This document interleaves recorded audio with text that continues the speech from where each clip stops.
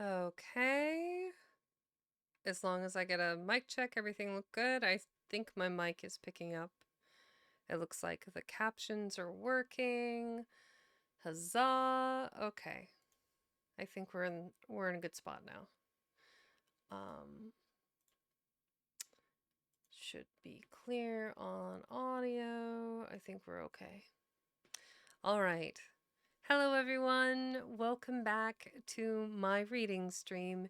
It is yours truly, Vexing Cat, a retro tiger librarian. I am, of course, returning to The Jungle Book by Rudyard Kipling. I have a number of illustrations from Maurice and Edward Detmold. This version was produced in 1903 and they did the artwork for it, which is impeccable watercolors, by the way. I don't know. I've talked at length about my love of the arts that were during this period, and the Detmold twins were incredible of themselves, and it's unfortunate the circumstances that wound up happening. So 5 years after this book was released, or at least the original one in 1903, in 1908, Maurice passed away. So then Edward had to like pick up the gauntlet and push the narrative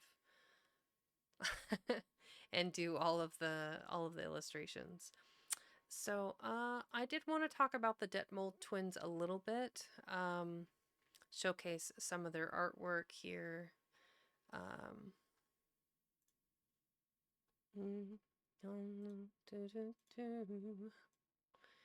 so this is a sketch of Edward, the surviving twin, done by the Maurice.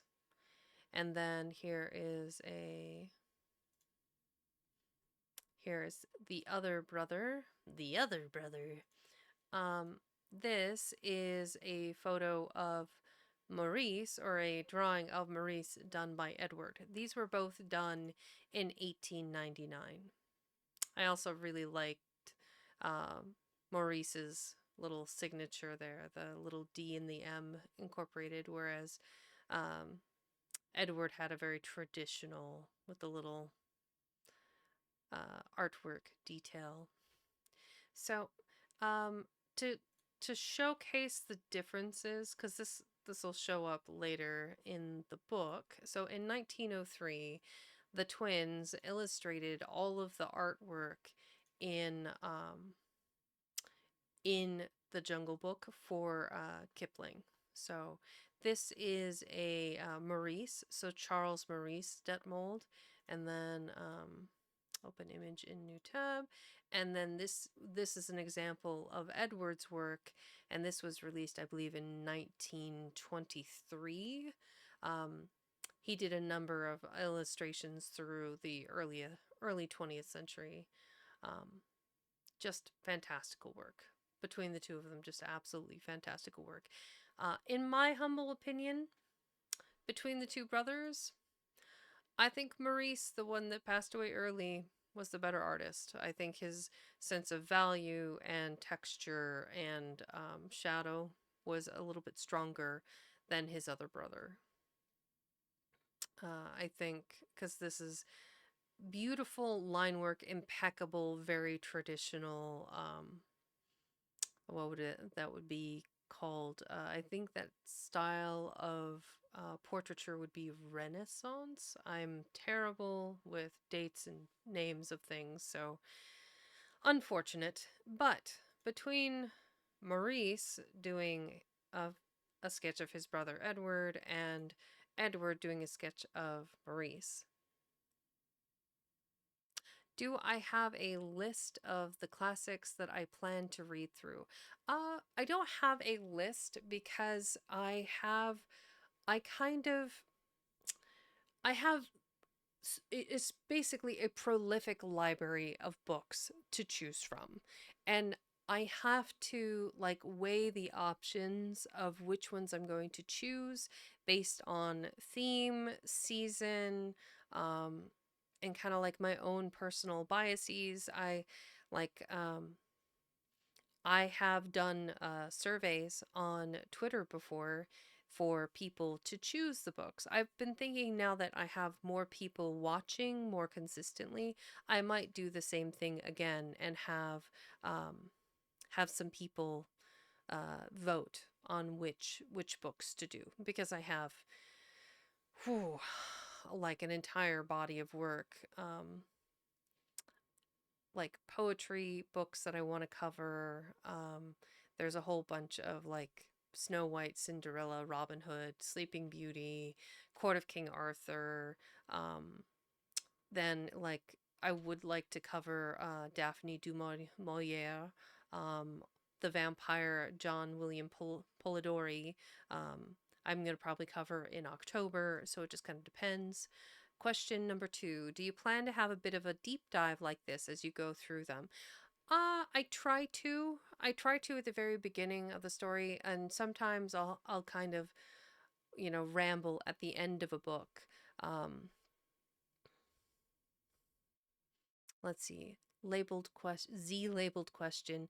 You sort of answered as I started to type it out, but do you plan to take some requests and are you considering some other short stories and such? Yes and yes. Um, I would like to do probably a soft poll of of I guess the attendees to my library and find out which books that everyone is kind of interested in, as long as it meets the criteria of being a considered classic literature.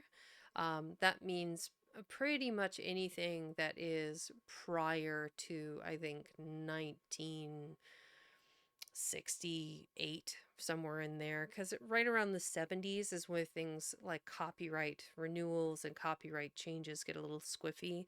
um, I haven't quite pinned down yet how some readers are able to read the content of their heart's desire, and I'm all for it. I don't want to get dinged later because this content that I read later goes back onto YouTube. So, unedited VODs. And if I'm reading classic literature, I know I can safely say that it's doing it. Some sci fi around 1939 and some others. Those are all good choices. There is some sci-fi I think that would qualify. Um, would have to be careful because I think some of it is more recent that I would love to read. Like I would love to read Dune, but I can't because it's not public domain. I also have a lot of love for a lot of the classics, which is weird typically, so I am told. I don't think it's weird, but I am biased.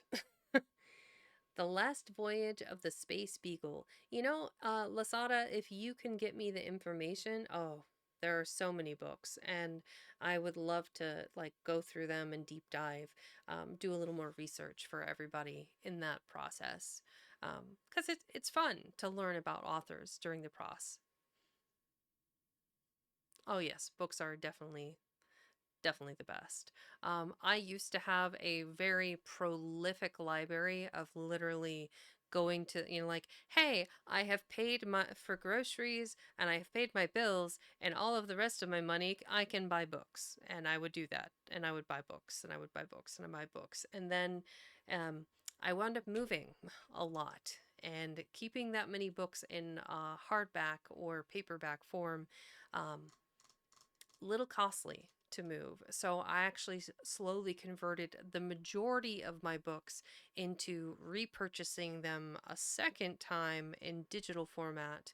And I actually gave a lot of my books to my local what is it called where you like trade in the books. I had tons of credit and I would so I've been using that to buy like hardback editions of some of my favorites. Like I've got the classic series by the Harvard Classics in leather bound. I have a couple of other like Wicked leather bound. I think Barnes and Noble did a number of leather bound classics that are pretty cool. I've been slowly kind of gathering them up because I would like to have a really epic hardback um, library, but I'm not there yet. Getting there, but not there.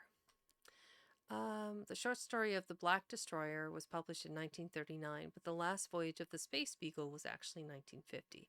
That might be okay. Some authors authorized their work to be available sooner than their own death. They opted into public domain and out of copyright concerns. So we just need to double check that. Um, but yeah, um, Yoko. Let's see, Irina, Yokorina. Sorry, I kind of butchered that at first. Children of Time. Oh, that does sound interesting. I've got to write these down. Just give me a second. Space Beagle.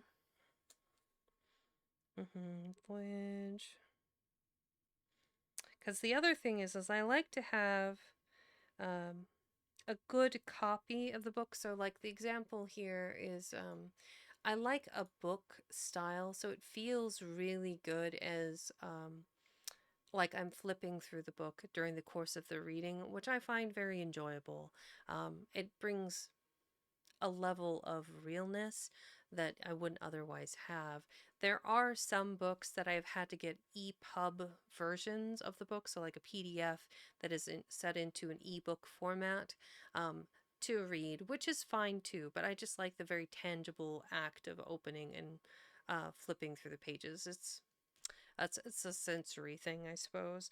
Voyage of the Space Beagle and the Children of Time.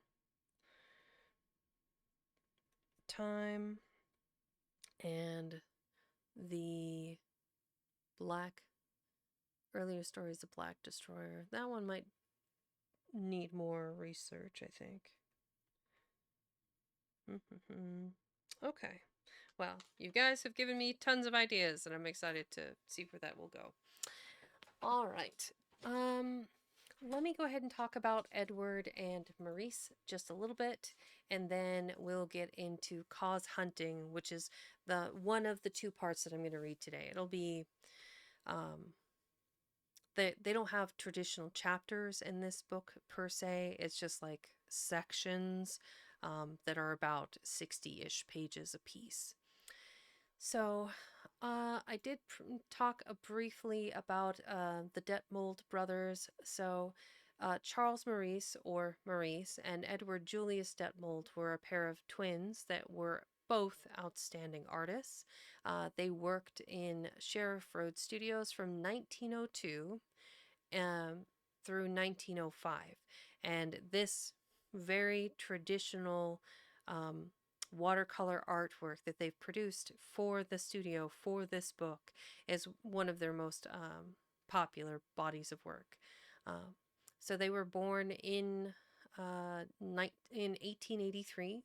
Their parents were Edward Detmold and Mary Agnes Luck. They were brought up by their uncle, Dr. Edward Barton. Sholtham, he was born in Bengal, where his father was an officer in the Indian Army. Mary's parents died when she was a child. Their mother's their grandparents died when she was a kid, and she was raised by her uncle. She had they had an adopted son, Julius Adolf Detmold, which was from Germany. It seems that Edward did not actually enter the family business. Instead, he put his son in apprenticeship to a farmer family in Hampshire to learn business through them. They had a good partnership, but ultimately Julius remained in control. When their business eventually failed in 1879, Julius settled his debts by paying the bankruptcy note, and their partnership was annulled. Let's see. A couple of years later, in 1881, is when Edward met and married Mary, and then they were still farmers, and they actually employed a number of men and boys to work the farm with them. Let's see here. Then in 1883, the twins were born. Um, so they actually, in 1883, the children were born. It looks like about 5 years after their birth, the marriage wound up failing, and she wound up leaving, and three of the children stayed with Edward.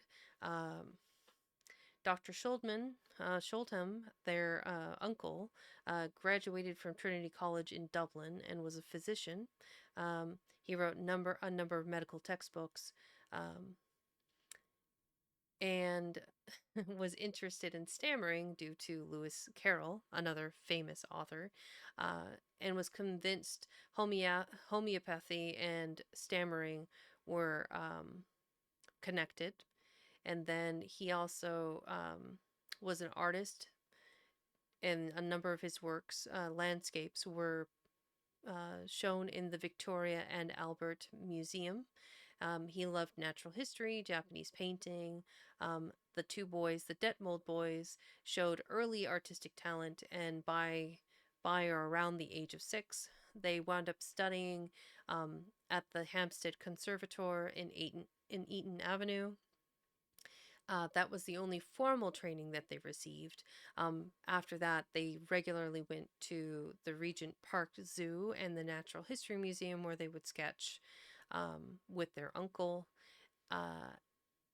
Then let's see. So Henry Detmold, also another famous artist, played an important part in helping the twins develop their naturalist art style, and they both won prizes in nationwide art competitions before they were even 11. Um, let's see here. As child prodigies at the age of 13, both Edward and Maurice were the youngest people to exhibit watercolors at the Royal Academy. They were displayed on the line, which means they were at eye level, and they were well received to great accolade.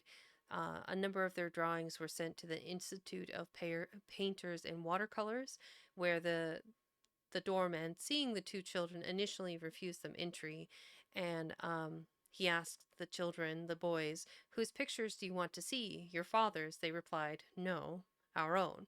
And he had to fetch the secretary, who then let them in.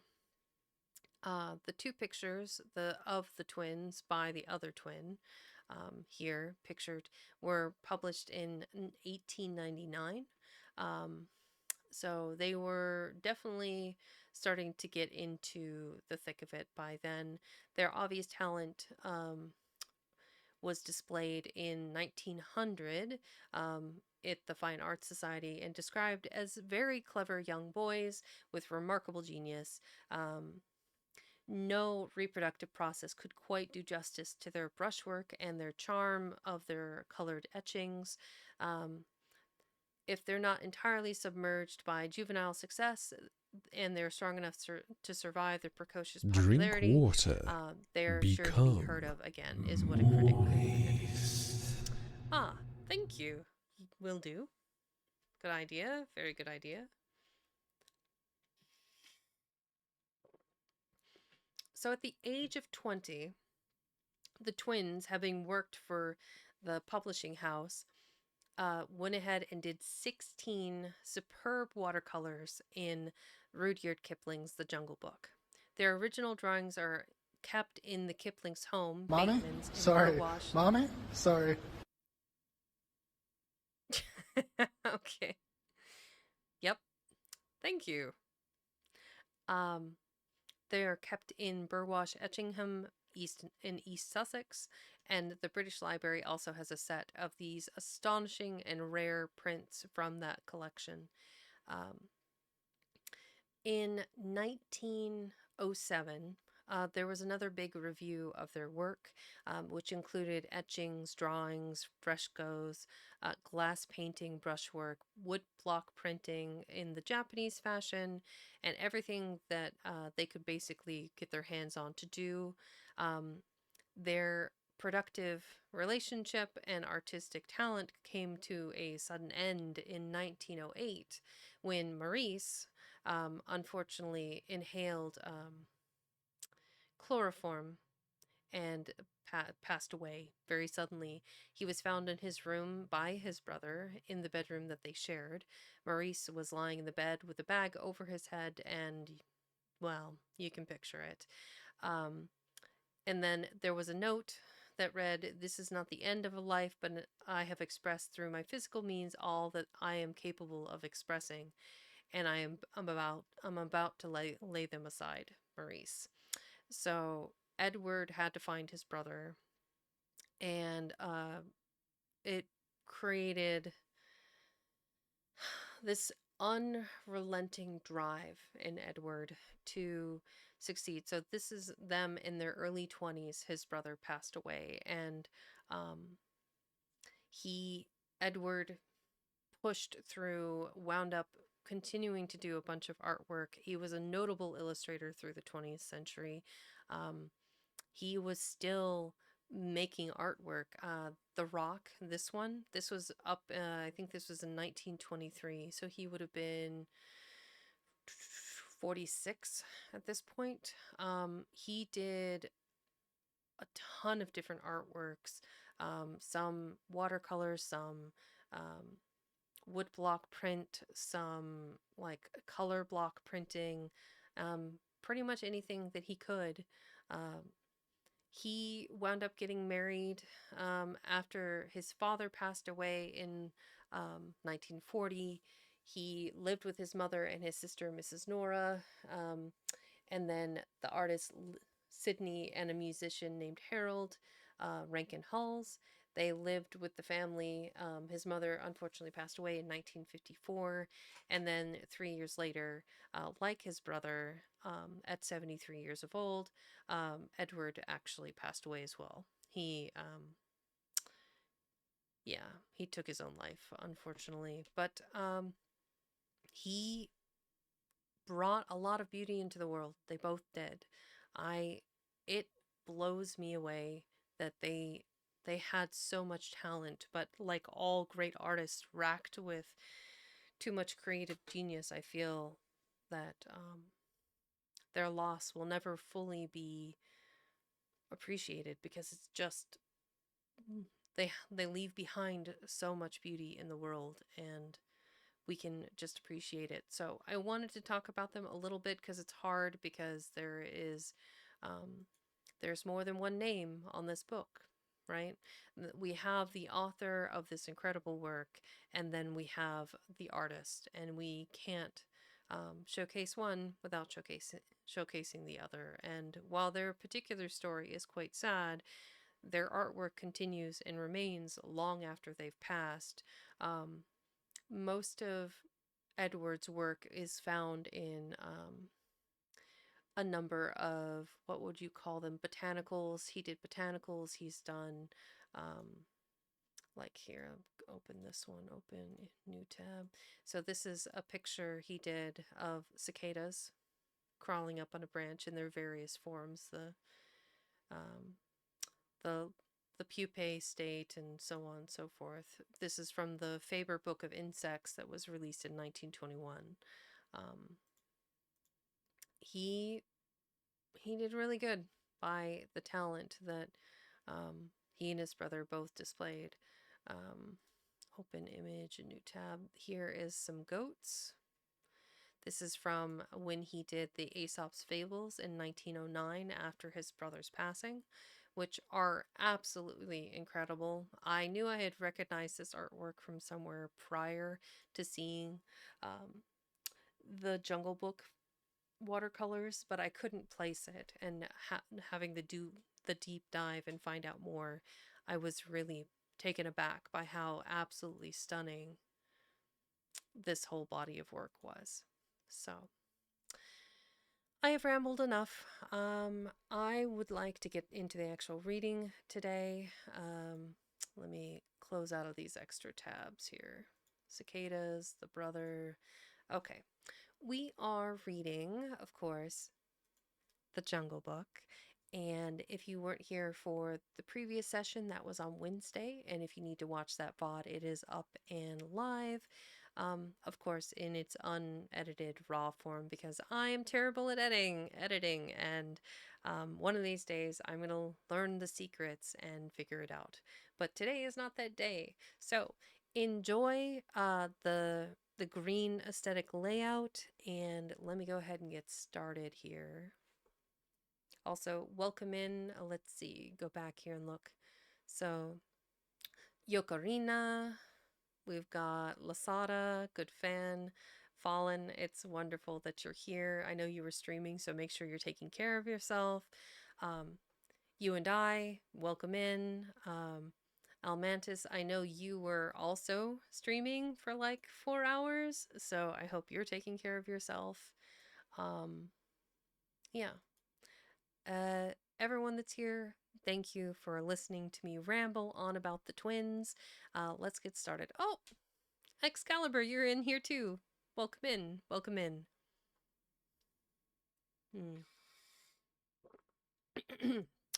Okay. So this is from the 1903, I believe that was a 1903 edition of The Jungle Book by Rudyard Kipling. Fabric bound, printed, ink printing on there with gold lettering, illustrated by M and E Detmold or Maurice and Edward Detmold. And we read the previous section, which was Mowgli's brothers, which is about his time as a young infant and a boy growing up in the wolf pack. And now we go into cause hunting. There's a little poem at the beginning here from the Maxims of Baloo.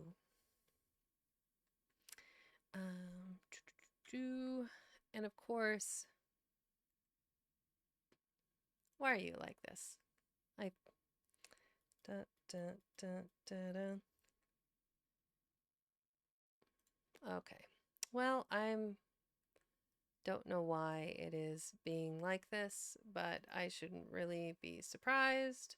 Hotkey 1, hotkey 2. Let's see if it actually works.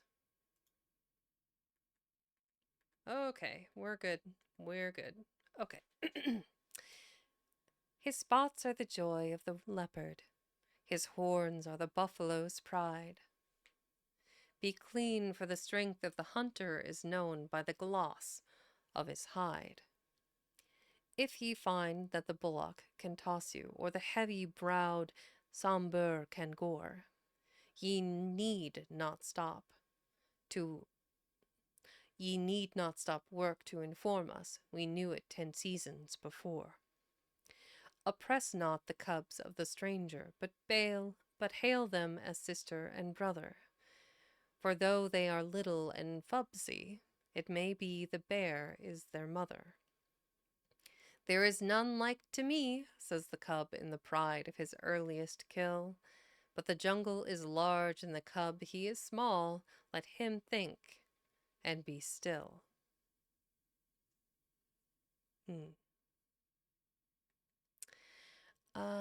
Yes, so that was from the Maxims of Baloo. And open image here. So there's a little bit of beautiful pen and ink sketchwork at the top of this page, which I really admire. We have Mowgli riding the back of Bagheera. We have Ka, which is the serpent, the reticulated python swirling through the image. Up in the tree, we have a monkey looking down. We have what I'm assuming to be Akela, who has been ostracized from the wolf pack, and Baloo, all overseeing everything.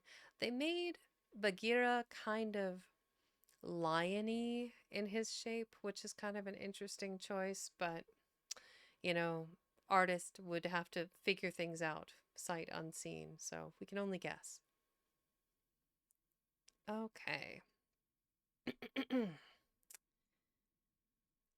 Cause hunting. All that is told here happened some time before Mowgli was turned out of the Seeonee wolf pack. It was in the days when Baloo was teaching him the law of the jungle. The big, serious, old brown bear was delighted to have so quick a pupil. For the young wolves will only learn as much of the law of the jungle as applies to their own pack and tribe, and run away as soon as they can repeat the hunting verse.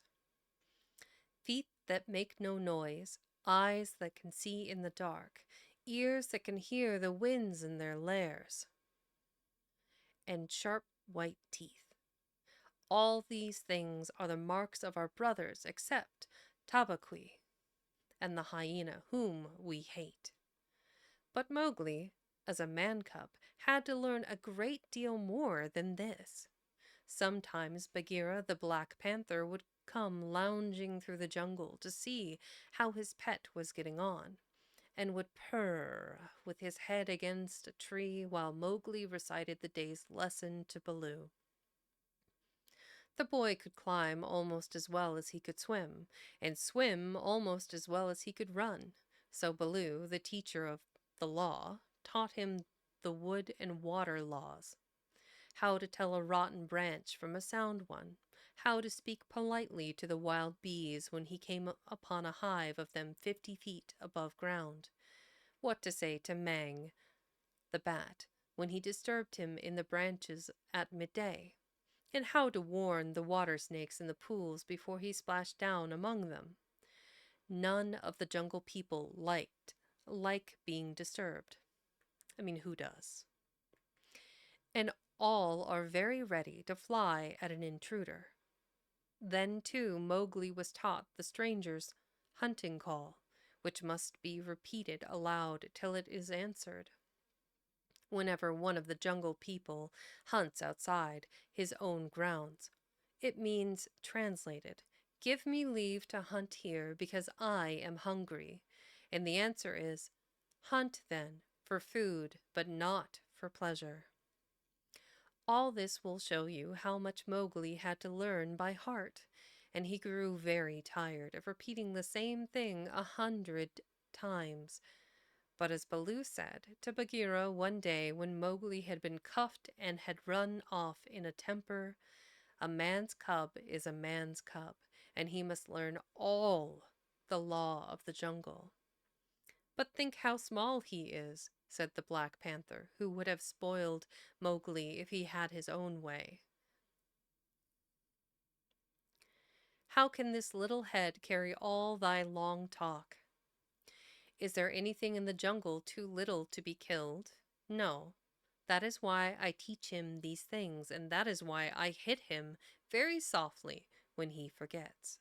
Softly? What dost thou know of softness, old iron feet? Bagheera grunted. His face is all bruised today by thy softness. Ugh!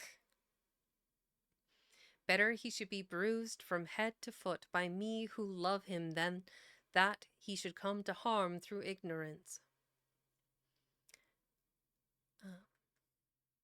Shere Khan, that is one dangerous guy. He was. Shere Khan is dangerous and malicious and manipulative.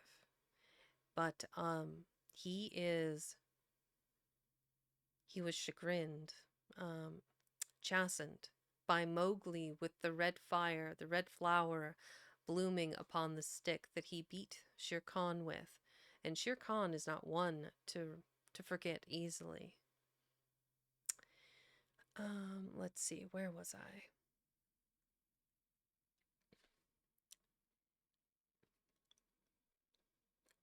Baloo answered very earnestly, I am now teaching him the master words of the jungle that shall protect him with the birds and the snake people and all that hunt on 4 feet, except his own pack.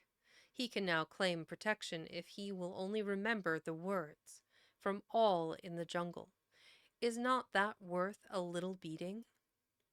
Well, look to it, then, that thou dost not kill the man cub. He is no tree trunk to sharpen thy blunt claws upon.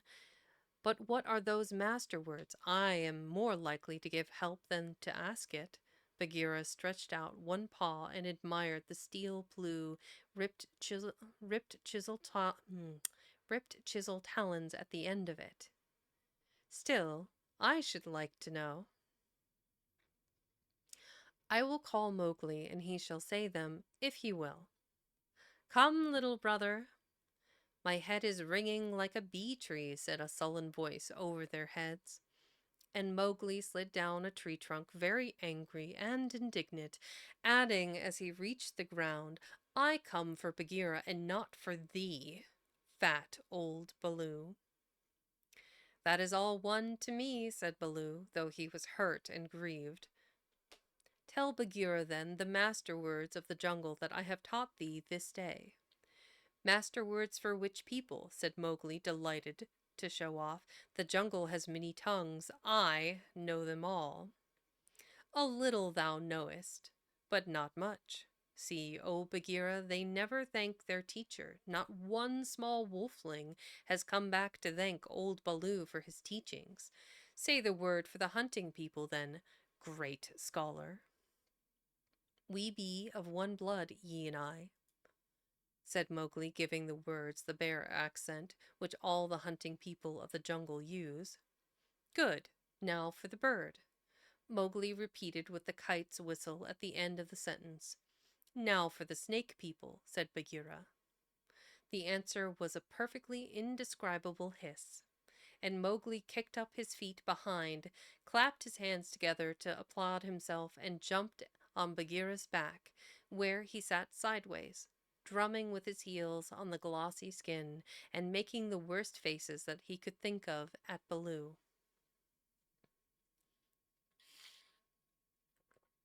Cheeky git, isn't he? There, there. That was worth a little bruise, said the brown bear, tenderly. Some day thou will remember me. Then he turned aside to tell Bagheera how he had begged the master words from Hathi, the wild elephant, who knows all about these things, and how Hathi had taken Mowgli down to a pool to get the snake word from a water snake, because Baloo could not pronounce it, and how Mowgli was now reasonably safe against all accidents in the jungle, because neither snake, bird, nor beast would hurt him. No one then is to be feared, Baloo wound up, patting his big furry stomach with pride. Except his own tribe, said Bagheera under his breath, and then aloud to Mowgli. Have a care for my ribs, little brother. What is all this dancing up and down? Mowgli had been trying to make himself heard by pulling at Bagheera's shoulder fur and kicking hard. When the two listened to him, he was shouting at the top of his voice, And so I shall have a tribe of my own, and lead them through the branches all day long. What is this new folly, little dreamer of dreams? Said Bagheera. Yes, and throw branches and dirt at old Baloo, Mowgli went on. They have promised me this. Ah! Oof! Baloo's big paw scooped Mowgli off Bagheera's back, and as the boy lay between the big forepaws, he could see the bear was angry. Mowgli, said Baloo, thou hast been talking with the Bandar log, the monkey people. Mowgli looked at Bagheera to see if the panther was angry too, and Bagheera's eyes were as hard as jade stones.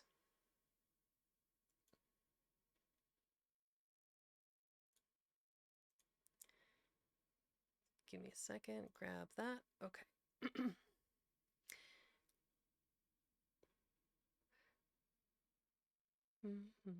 Thou hast been with the monkey people, the gray apes, the people without a law, the eaters of everything. That is a great shame. That is great shame. There we go. When Baloo hurt my head, said Mowgli, he was still down on his back. I went away, and the gray apes came down from the trees and had pity on me. No one else cared. He snuffled a little. The pity of the monkey people, Baloo snorted. The stillness of the mountain stream, the cool of the summer sun, and then man cub, and then they gave me nuts and pleasant things to eat, and they carried me in their arms up to the top of the trees and said I was their blood brother, except that I had no tail and should be their leader some day. They have no leader, said Bagheera. They lie. They have always lied. They were very kind and bade me come again. Why have I never been taken among the monkey people?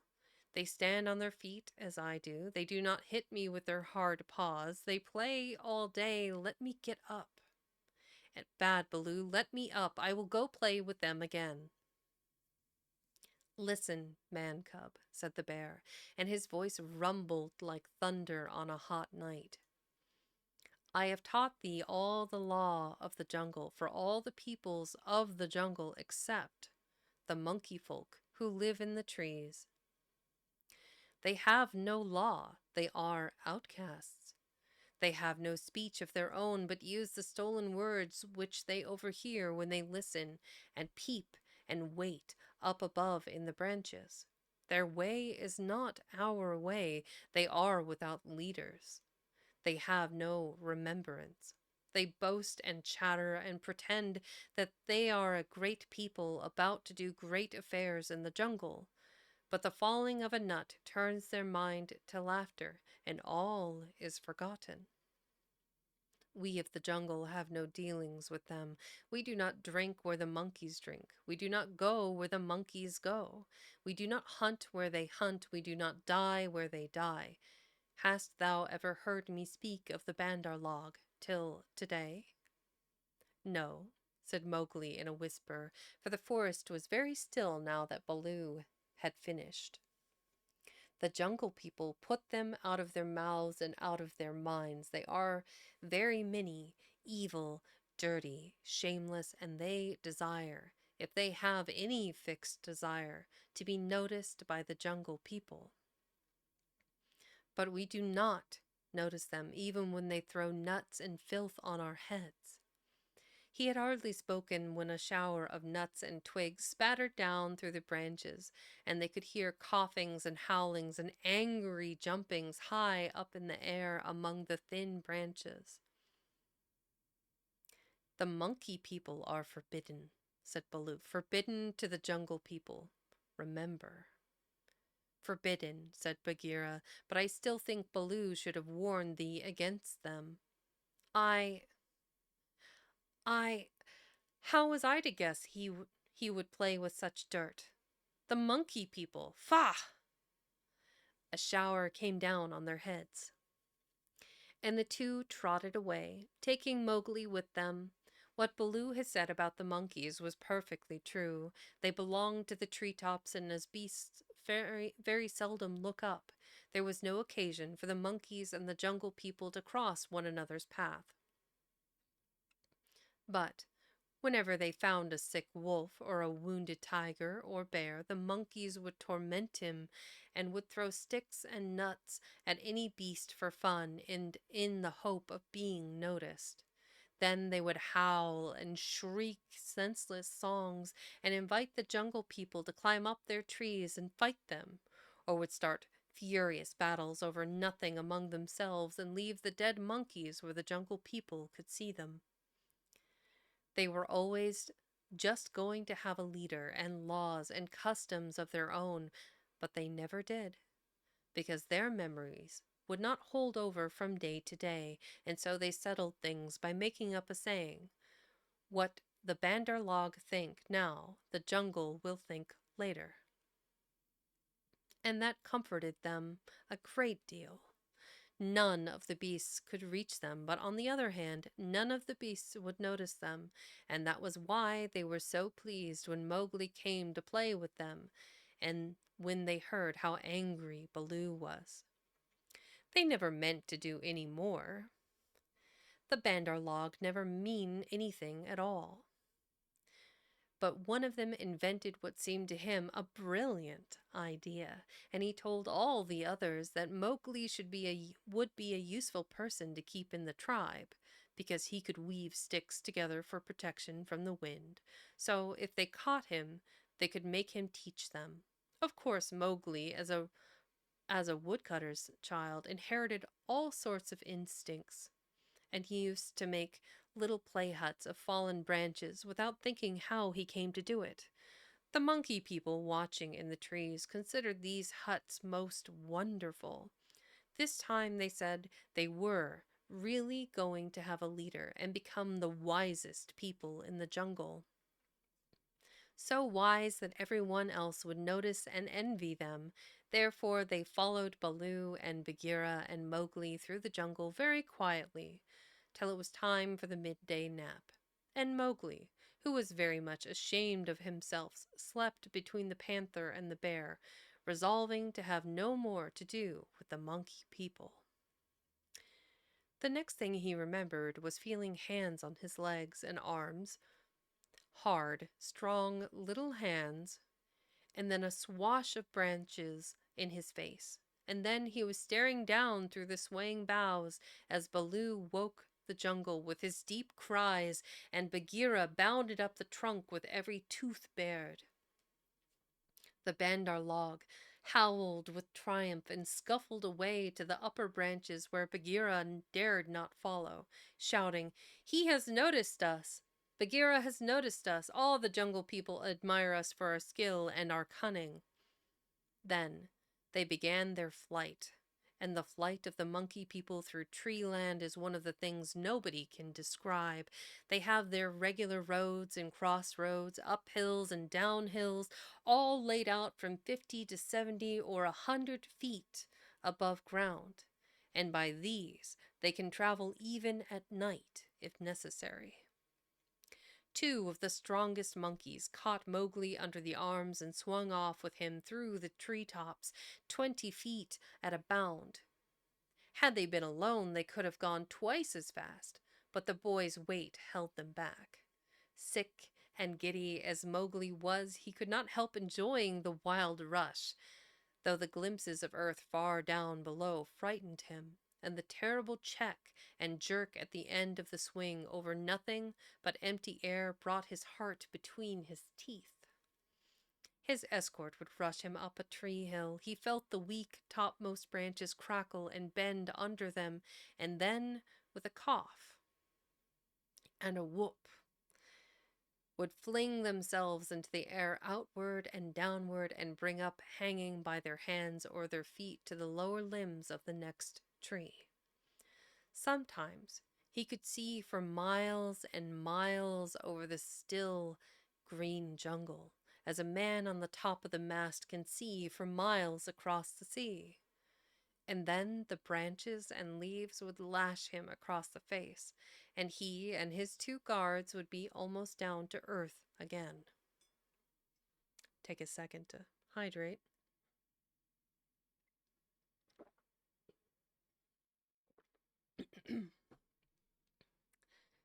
So bounding and crashing and whooping and yelling, the whole tribe of Bandar log swept through the tree roads with Mowgli, their prisoner. For a time he was afraid of being dropped. Then he grew angry, but he knew better than to struggle, and then he began to think. The first thing was to send back word to Baloo and Bagheera, for at the pace the monkeys were going, he knew his friends would be left far behind. It was useless to look down, for he could see only the top sides of the branches, so he stared upward and saw, far away in the blue, Ran, the kite, balancing and wheeling as he kept watch over the jungle, waiting for things to die.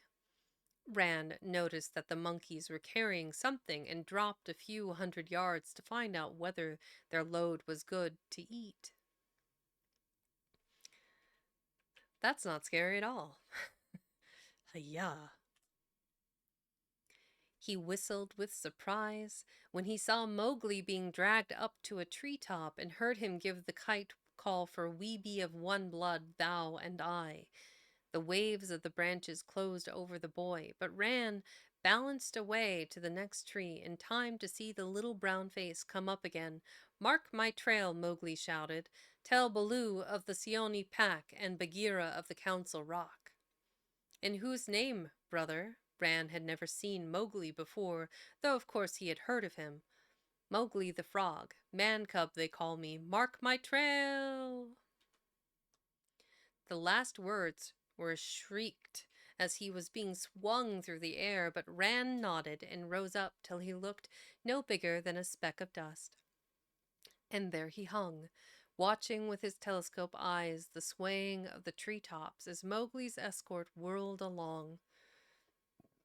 "They never go far," he said, and with a chuckle, "they never do what they set out to do, always pecking at new things, are the Bandarlog. This time, if I have any eyesight, they have pecked down trouble for themselves, for Baloo is no fledgling, and Bagheera can, as I know, kill more than goats." Then he rocked on his wings, his feet gathered up under him, and waited. Meanwhile, Baloo and Bagheera were furious with rage and grief. Bagheera climbed as he had never climbed before, but the branches broke beneath his weight, and he slipped down, his claws full of bark. "Why didst thou not warn the man cub?" Let me grab this picture. Here we go. So this is Baloo, of course. Baloo in the forest. I love how his smirky smile is. This is just, so impeccable. I really like how this turned out. I'm kind of curious to see, so the colors will have changed over time. Maybe this one?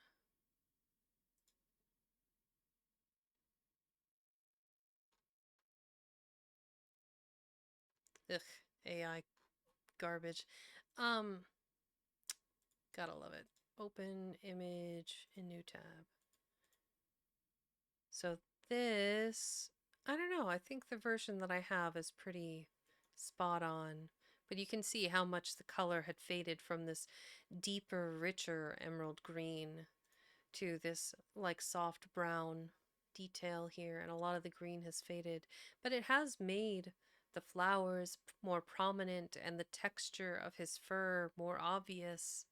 Um, so take it or leave it. I think it turned out really pretty. Let's see. We move on.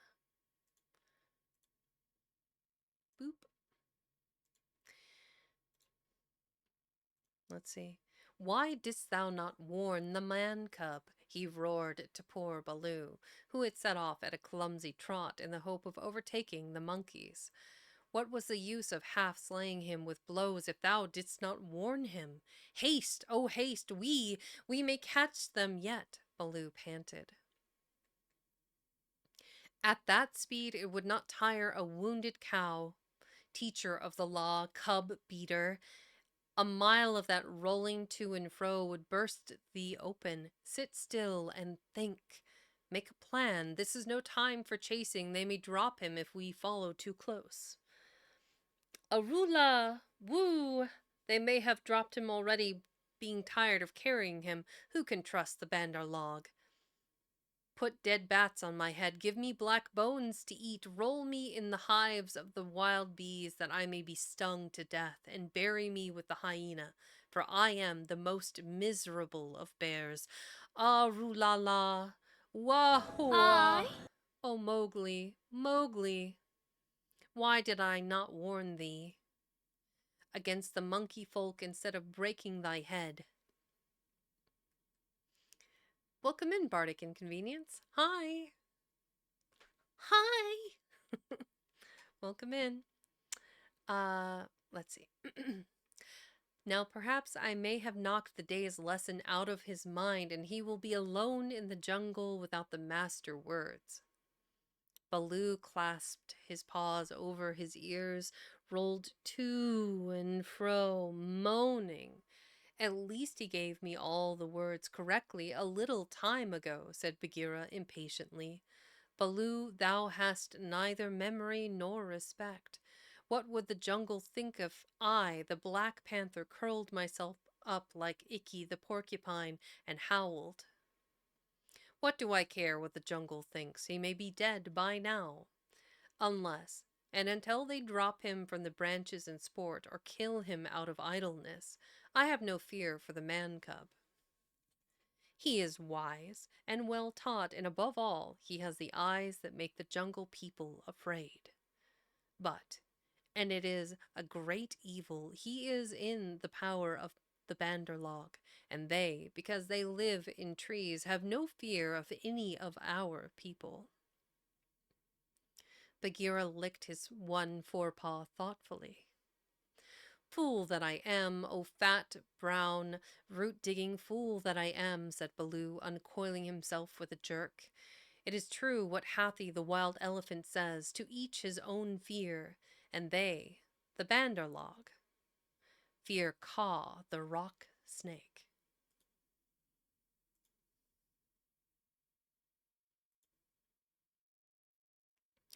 He can climb as well as they can. He steals the monkeys in the night. The mere whisper of his name makes their wicked tails cold.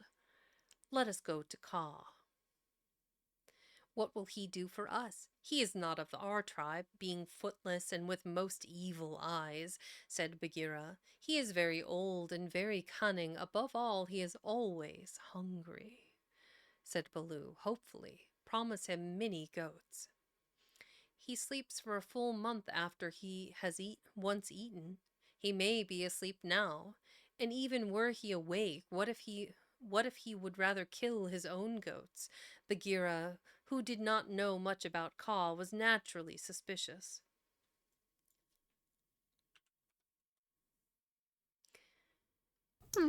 Huh? Huh? Welcome in, succulents.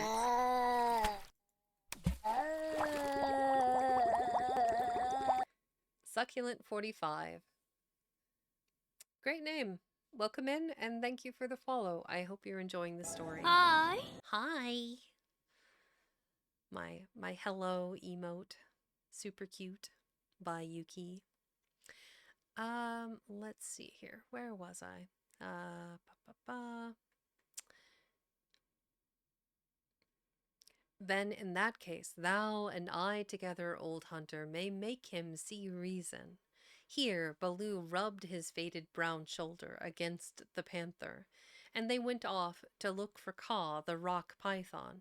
They found him stretched out on a warm ledge in the afternoon sun, admiring his beautiful new coat, for he had been in retirement for the last 10 days, changing his skin, and now he was very splendid, darting his big blunt-nosed head along the ground and twisting the 30 feet of his body into fantastic knots and curves, and licking his lips as he thought of his dinner to come. I'm sorry. Did it 30 feet of snake? Hard pass. Hard pass. Too much snake. Scary. Awesome, but scary. He has not eaten, said Baloo with a grunt of relief. Hmm.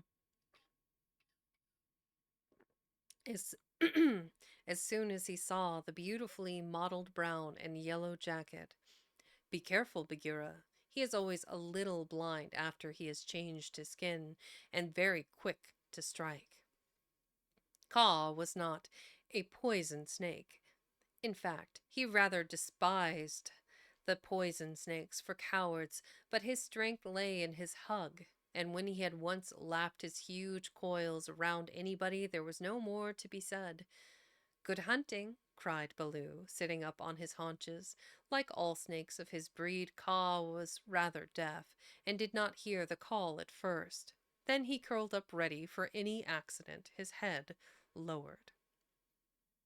Good hunting for us all, he answered. Oh ho, Baloo, what dost thou do here? Good hunting, Bagheera. One of us at least needs food. Is there any news of game afoot? A doe now, or even a young buck? I'm as empty as a dried well. We are hunting, said Baloo carelessly. He knew that you must not hurry, Kaa. He is too big. Give me permission to come with you, said Kaa. A blow more or less is nothing to thee, Bagheera or Baloo, but I have to wait and wait for days in a wood path and climb half a night on the mere chance of a young ape. Psst, Pisna. The branches are not what they were when I was young. Rotten twigs and dry boughs are they all. Maybe thy great weight has something to do with the matter, said Baloo. I am of fair length. A fair length, said Kaw with a little pride. But for that it is the fault of the new-grown timber. Pardon. But for all that, it is the fault of the new-grown timber. I came very near to falling on my last hunt. Very near indeed. And the noise of my slipping, for my tail was not tight wrapped round the tree, waked the Bandar log, and they called me most evil names. Footless, yellow earthworms, said Bagheera under his whiskers, as though he were trying to remember something. Have they ever called me that? Said Kaa. Something of that kind. It was that they shouted to us last moon, but we never noticed them. They will say anything, even that thou lost all thy teeth, and dare not face anything bigger than a kid, because they are indeed shameless, these Bandar log, because thou art afraid of the he-goats. Horns, Bagheera went on sweetly. Now a snake, especially a wary old python like Kaa, very seldom shows that he is angry, but Baloo and Bagheera could see the big swallowing muscles on either side of Kaa's throat ripple and bulge. The Bandar log have shifted their grounds, he said quietly. When I came up into the sun today, I heard them whooping among the treetops.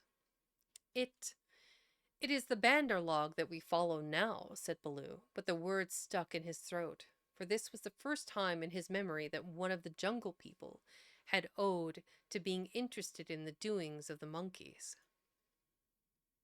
Beyond doubt, then, it is no small thing that takes two such hunters, leaders in their own jungle, I am certain. On the trail of the Bandar log, Kaa replied courteously, as he swelled with curiosity.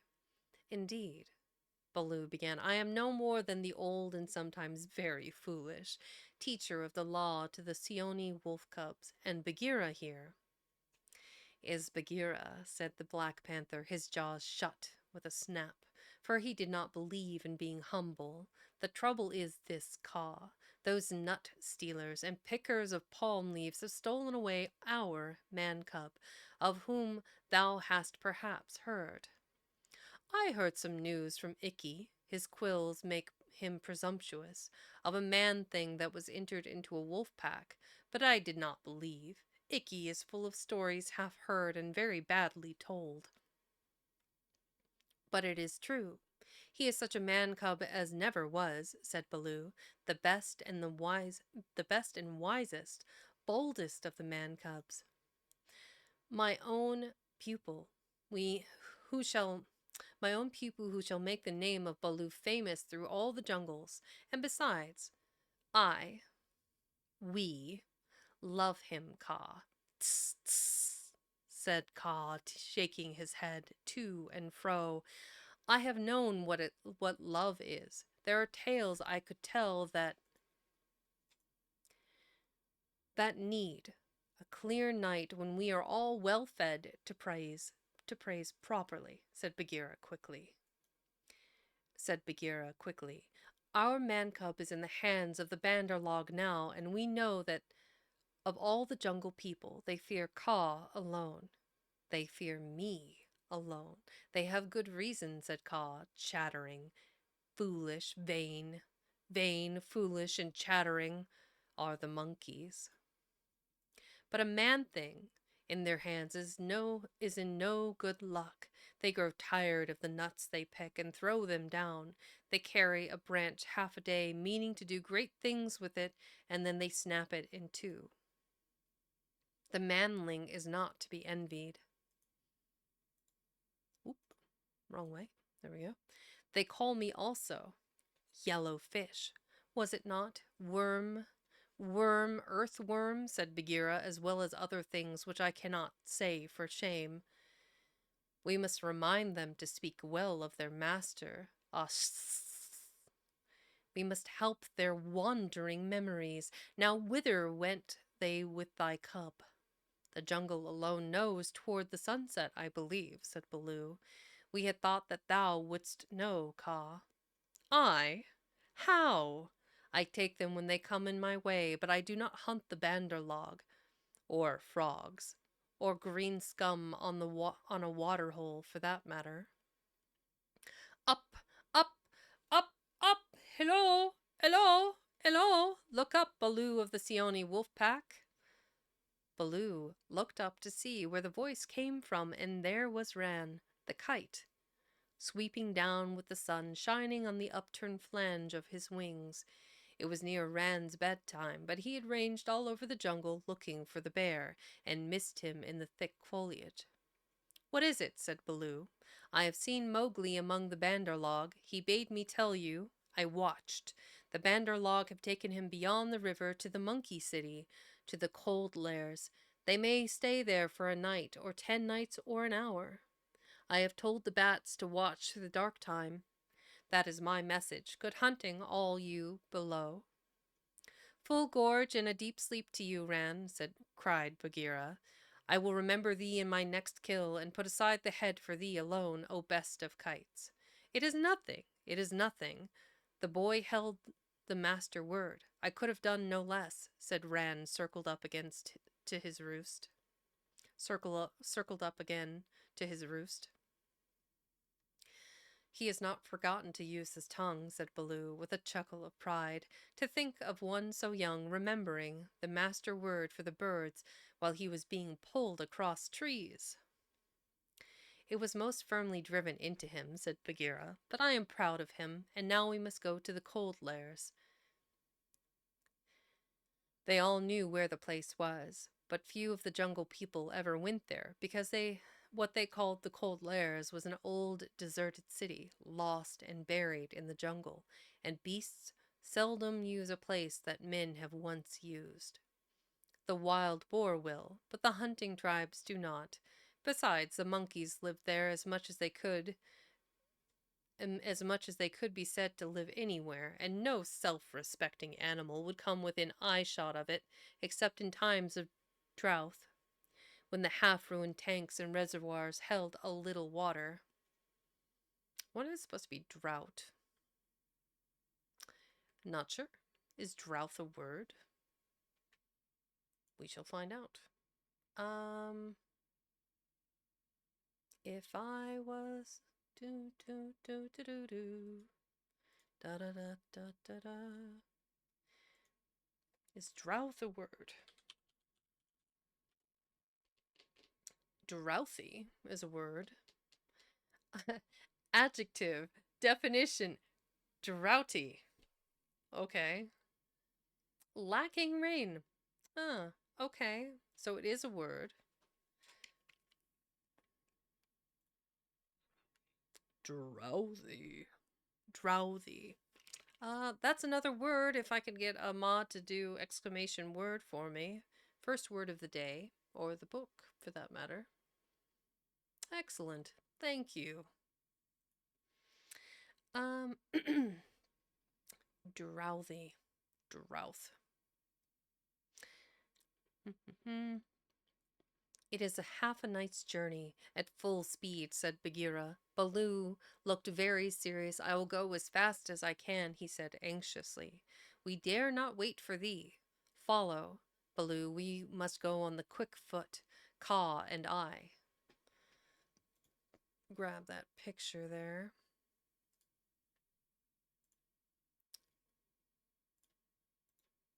So here is the cold lairs. You can see the man-made path here, the walls and the stairs, and the big platform that the monkeys appear to be sitting on. Judging by the shape of their faces, I don't know what kind of apes or monkeys these are. I don't know. I would have to look them up. Because they kind of look like snow monkeys from the face, but they could also be like baboons. But do baboons have tails? They have tails. They have tails. The cold layers, though, all of the fruit and the nuts are lying about. It's interesting.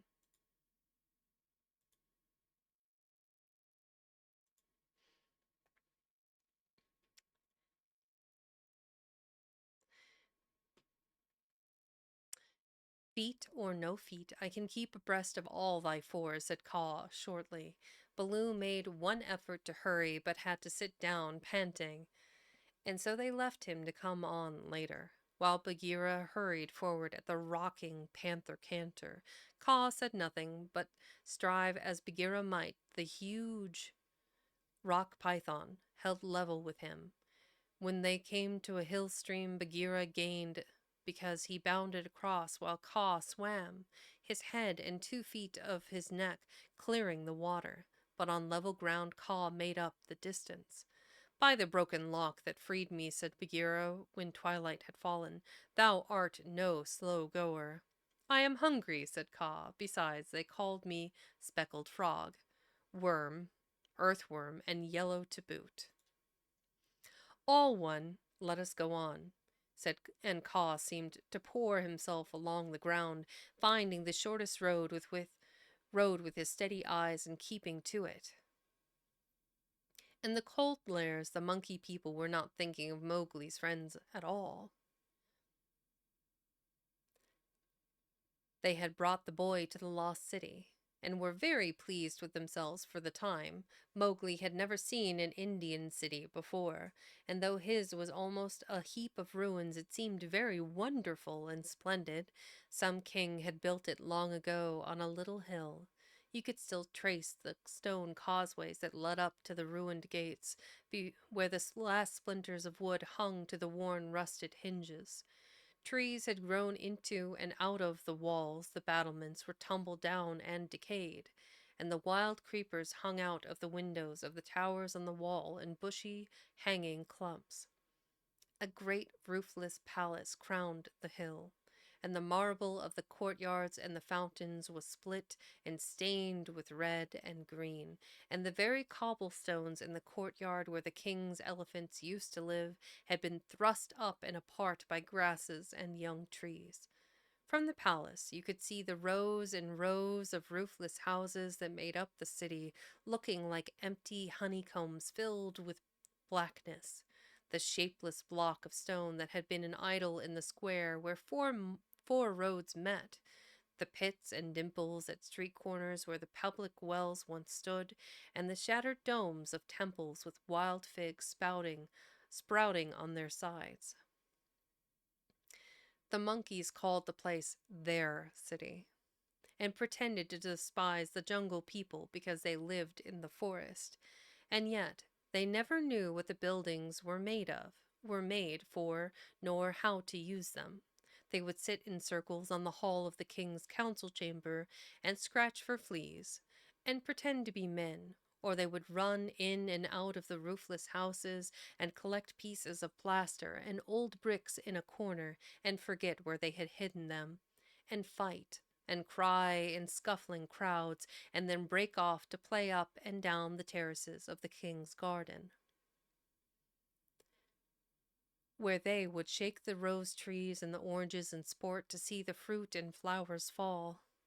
They explored all the passages and dark tunnels in the palace and the hundreds of little dark rooms, but they never remembered what they had seen and what they had not, and so drifted about in ones and twos or crowds, telling one another that they were doing as men did. They drank at the tanks and made the water all muddy, and then they fought over it, and then they would all rush together in mobs and shout, "There are none in the jungle so wise and good and clever and strong and gentle as the Bandar log." Then all would begin again, till they grew tired of the city and went back to the treetops, hoping the jungle people would notice them. Take a second to drink some more water. This is rough. There's like no natural break.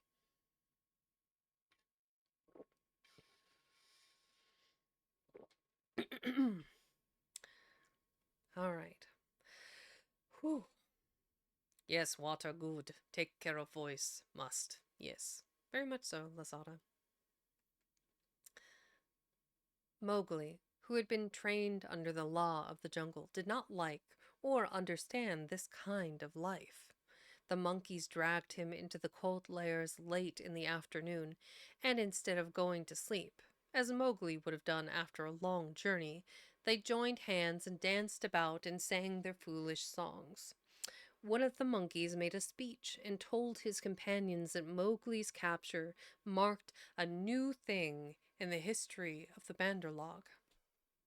For Mowgli was going to show them how to weave sticks and canes together as protection against rain and cold. Mowgli picked up some creepers and began to work them in and out, and the monkeys tried to imitate, but in a very few minutes they lost interest and began to pull their friends' tails or jump up and down on all fours, coughing. I want to eat, said Mowgli. I am a stranger in this part of the jungle. Bring me food or give me leave to hunt here. 20 or 30 monkeys bounded away to bring him nuts and wild papaws, but they fell to fighting on the road, and it was too much trouble to go back with what was left of the fruit. Mowgli was sore and angry, as well as hungry, and he roamed through the empty city, giving the strangers hunting call from time to time. But no one answered. No one answered him, and Mowgli felt that he had reached a very bad place indeed. Well, the jungle people don't trek with the monkeys, so that makes sense that no one would answer. All that Baloo has said about the Bandarlog is true, he thought to himself. They have no law, no hunting call, and no leaders, nothing but foolish words and little, picking, thievish hands. So if I am starved or killed here, it will be all my own fault. But I must try to return to my own jungle. Baloo will surely beat me, but that is better than chasing silly rose leaves with the Bandarlog. But no sooner had he walked to the city wall than the monkeys pulled him back, telling him that he did not know how happy he was, and pinching him to make him grateful.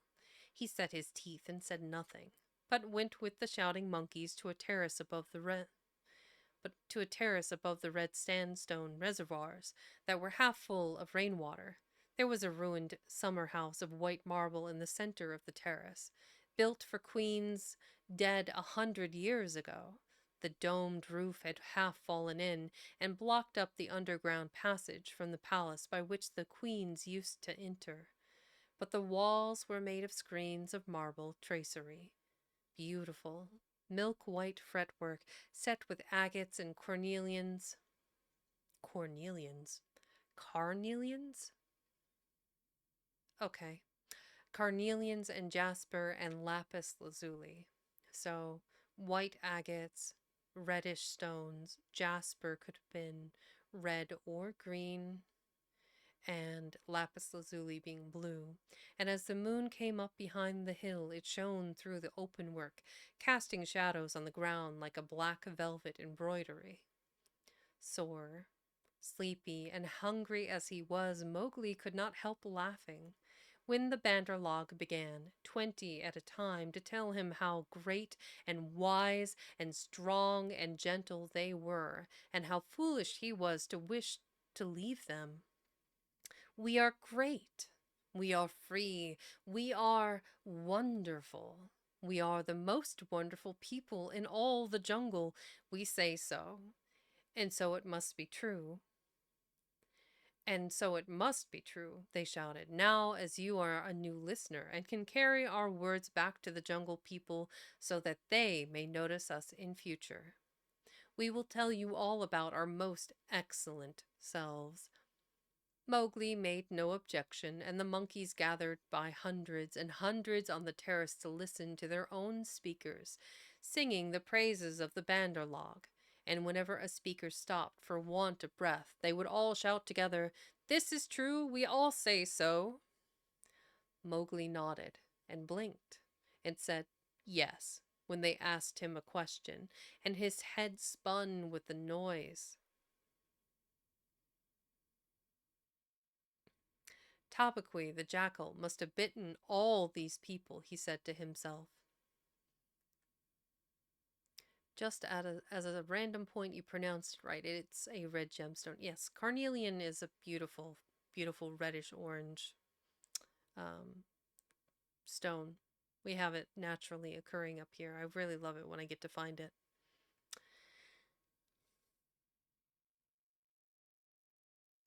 Tabaqui, the jackal, must have bitten all these people, he said to himself. And now they have the madness. Certainly this is Dawani, the madness. Do they never go to sleep? Now there is a cloud coming to cover the moon. If it were only a big enough cloud, I might try to run away in the darkness. But I am tired. That same cloud was being watched by two good friends in the ruined ditch below the city wall. For Bagheera and Kaa, knowing well how dangerous the monkey people were in large numbers, did not wish to run any risks. The monkeys never fight unless they are 100 to 1, and few in the jungle care for those odds. I kind of want to show. I just wonder why they spelt it that way. That's the part that I thought was fascinating. Oh, this one's hippie coded. Yeah.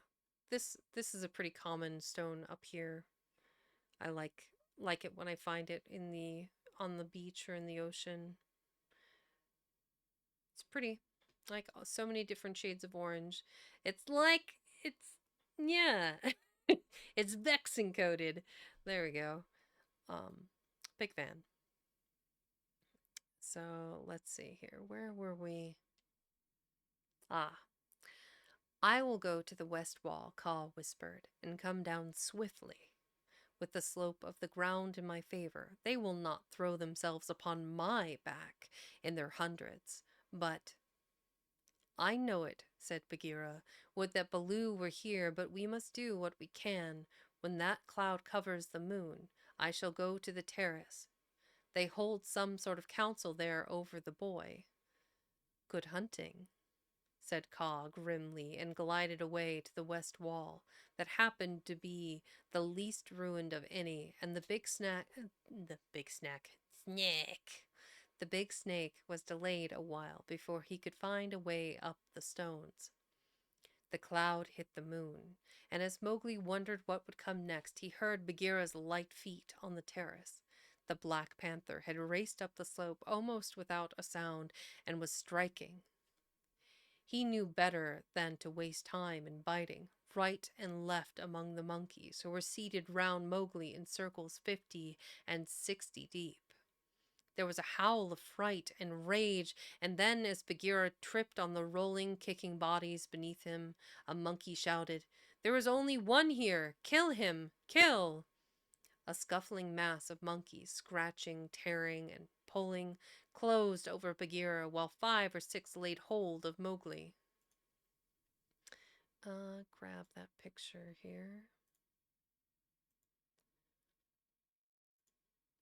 So we have Bagheera very, very violently attacking every monkey in his way. The nuts and the berries and the fruit. I love the subtlety of all of the structure here with the pergola and the domed building in the background there, and all of the various monkeys 60 or 70 deep. That's a lot of monkeys. It's a lot of monkeys. Dragged him up the wall of the summer house, and pushed him through the hole of the broken dome. A man-trained boy would have been badly bruised, for the fall was a good 10 feet. But Mowgli fell as Baloo had taught him to fall, and landed light. "Stay there," shouted the monkeys, "till we have killed thy friend. Later we will play with thee, if the Poison People leave thee alive. We be of one blood, ye and I, said Mowgli quickly, giving the snake's call. He could hear rustling and hissing in the rubbish all round him, and gave the call a second time to make sure. Down hoods all, said half a dozen low voices. Every old ruin in India becomes sooner or later a dwelling place of snakes, and the old summer house is alive with cobras. Stand still, little brother, lest thy feet do us harm.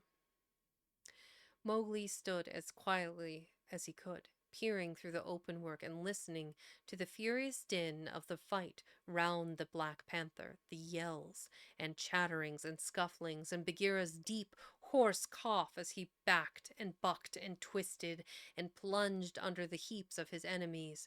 For the first time since he was born, Bagheera was fighting for his life.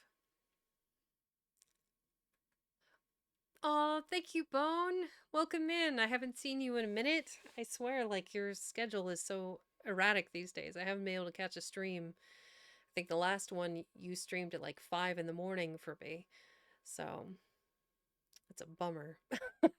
I love watching your streams and getting to like watch what was that one you were playing recently? It was like a Japanese one that you're a samurai and you have to fight against spirits. I think it was really good. Bone collar. The bone collar. The illustrious bone collar. Yes, let's give a shout out here to Bone. Maybe it'll show the. Ah. Ooh. I'm just doing a little last month stuff. Our friends across the pond thought it was a different time for us, so they've been waiting for us, even though it's not the time that I thought it would be.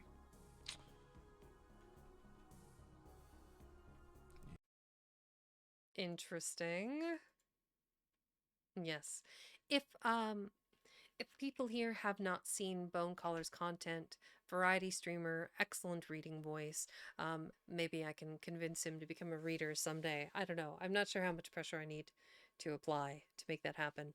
But excellent streamer. If you're not already following, I would give them a follow. You do. You do enjoy the soothing stories, but you could be reading them. I'm half convinced Manny to also be a reader as well. Um, you have to use those voices for the betterment of humanity, and I think sharing these stories, like this one, with others is a way of giving back to the people. So, yes, enjoy your lurk. Don't hesitate to use the exclamation lurk if you're just going to hang out. Also, a hi is always lovely as well. Let's see, where are we?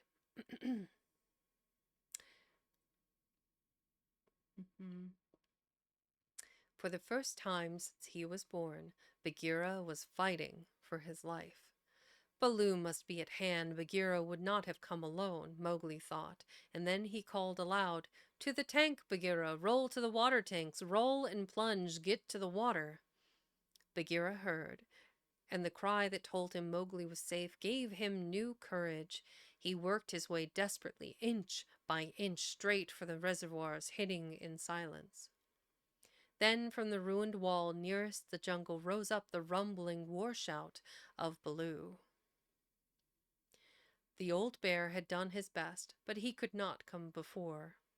"Bagheera," he shouted, "I am here. I climb. I haste. Aurora! The stones slip under my feet. Wait my coming, O most infamous Bandarlog."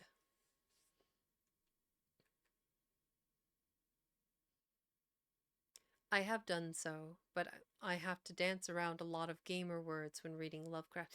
Yes, yes, H.P. Lovecraft is a yeah, yeah. There are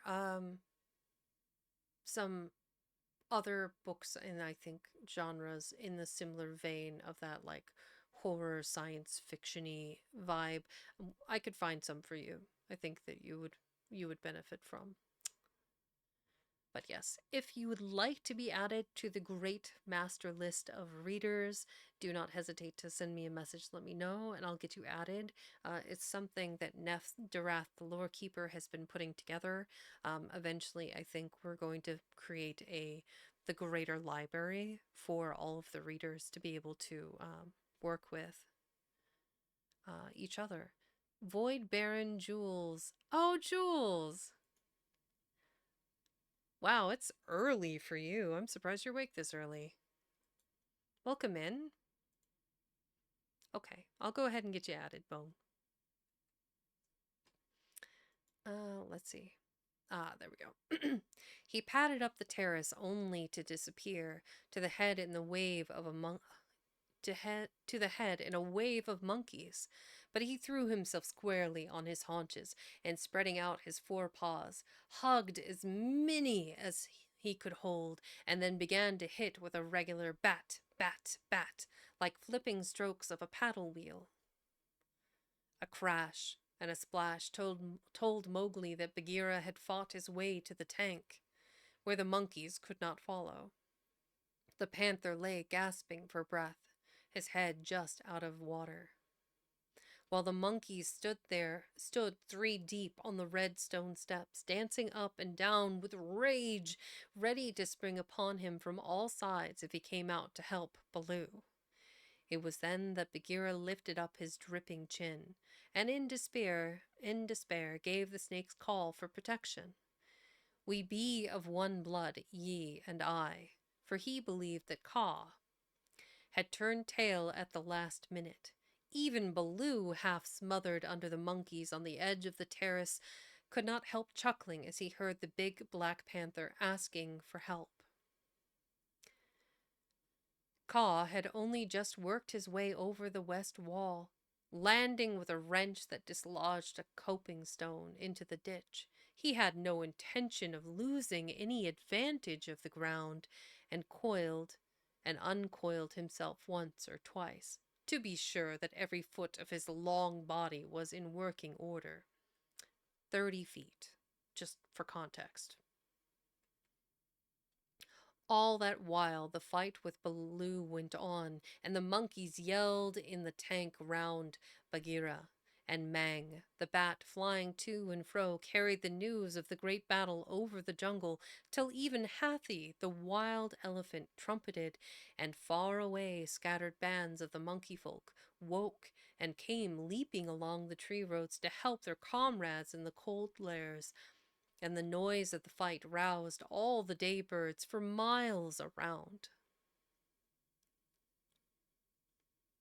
Then Kaa came straight, quickly, and anxious to kill. The fight strength of a python is in the driving blow of his head, backed by all that strength and weight of his body. If you can imagine a lance or a battering ram or a hammer weighing nearly half a ton, driven by a cool, quiet mind living in the handle of it, you can imagine roughly what Kaa was like when he fought. A python 4 or 5 feet long can knock a man down if he hits him fairly in the chest. And Kaa was 30 feet long, as you know. His first stroke was delivered into the heart of the crowd around Baloo, was sent home with a shut mouth in silence, and there was no need of a second. The monkeys scattered with cries of Kaa! It is Kaa! Run! Run! Generations of monkeys had been scared into good behavior by the stories their elders told them of Kaa, the night thief, who could slip along the branches as quietly as moss grows and steal away the strongest monkey that ever lived. Of old Kaa, who could make himself look so like a dead branch or a rotten stump that the wisest were deceived till the branch caught them, and then Kaa was everything that the monkeys feared in the jungle, for none of them knew the limits of his power, none of them could look him in the face, and none had ever come alive out of his hug. And so they ran, stammering with terror, to the walls and the roofs of the houses, and Baloo drew a deep breath of relief. His fur was much thicker than Bagheera's, but he had suffered sorely in the fight. Then Kaa opened his mouth for the first time and spoke one long hissing word. And the faraway monkeys, hurrying to the defense of the cold lairs, stayed where they were, cowering, till the loaded branches bent and cracked under them. The monkeys on the walls and the empty houses stopped their cries, and in the stillness that fell upon the city, Mowgli heard Bagheera shaking his wet sides as he came up from the tank. I wonder what the word was that Kaa said that was so long and lingering that it scared all of the monkeys that were on their way to this grand fight where they were into stillness. Then the clamor broke out again. The monkeys leaped higher up the walls. They clung round the necks of the big stone idols and shrieked as they skipped along the battlements, while Mowgli, dancing in the summer house, put his eye to the screen work and hooted owl fashion between his front teeth to show his derision and contempt. Get the man cub out of the trap. I can do no more, Bagheera gasped. Let us take the man cub and go. They may attack again. They will not move till I order them. Stay you so, Kaa hissed, and the city was silent once more.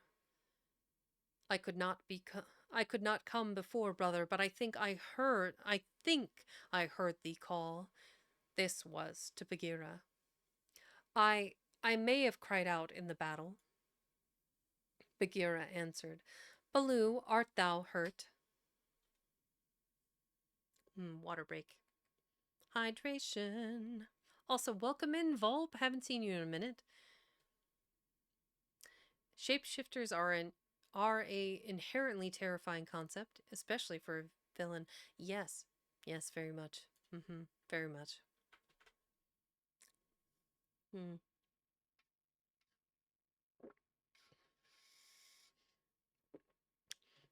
Though I'm pretty sure that by the very nature of Kaa, the natural world of a reticulated python that is 30 feet in length, he needs no shape shifting to be terrifying. He's just existing and being awful. Well, I'm sorry to hear that you're sick, but I'm glad you're able to catch the stream today. I hope you feel better, though.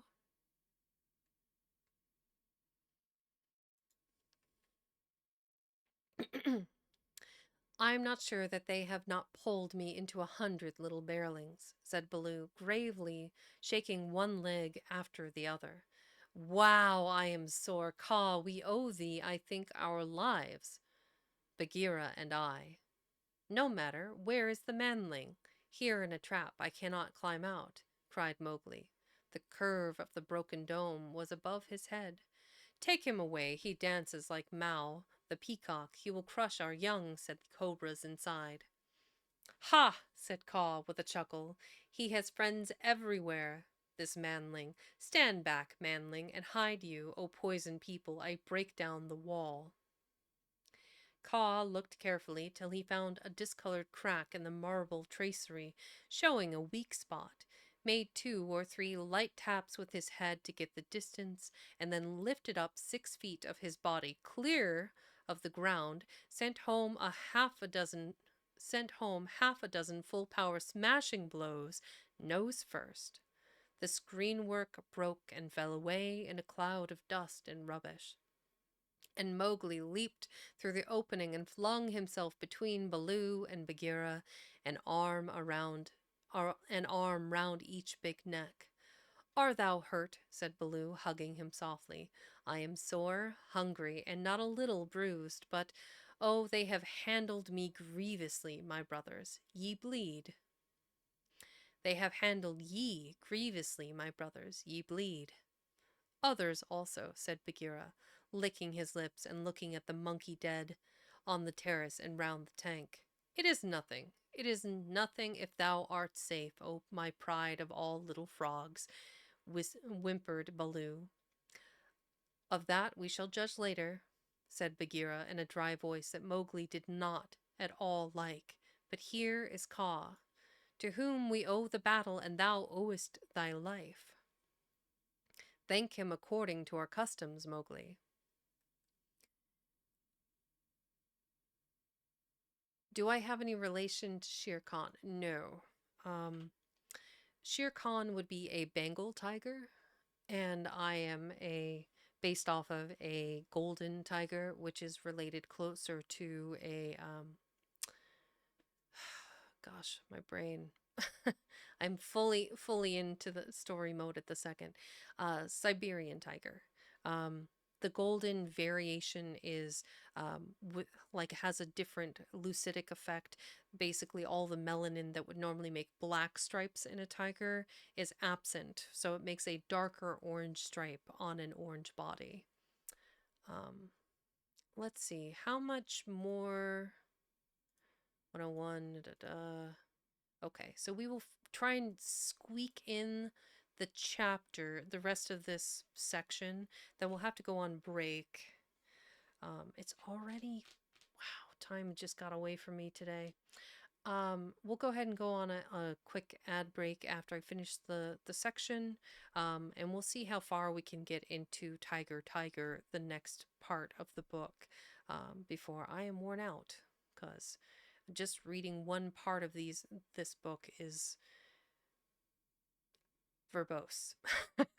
there is no natural pauses in which I can like, oh, I'm gonna go use the restroom, or oh, I'm gonna drink some water here. It's just gotta pick and choose your battles. Okay. Let's see. Mowgli turned and saw the great python's head swaying a foot above his own. So this is the manling, said Kaa. Very soft is his skin, and he is not so unlike the banderlog. Have a care, manling, that I do not mistake thee for a monkey some twilight when I have newly changed my coat. We be of one blood, thou and I, Mowgli answered. I take my life from thee tonight. My kill shall be thy kill if ever thou art hungry, O Kaa. All thanks, little brother, said Kaa, though his eyes twinkled. And what may so bold a hunter kill? I ask that I may follow when next he goes abroad. I kill nothing. I am too little, but I drive goats toward such as can use them. When thou art empty, come to me and see if I speak the truth. I have some skill in these. He held out his hands. And if ever thou art in a trap, I may pay the debt which I owe to thee, to Bagheera, and to Baloo here. Good hunting to ye all, my masters.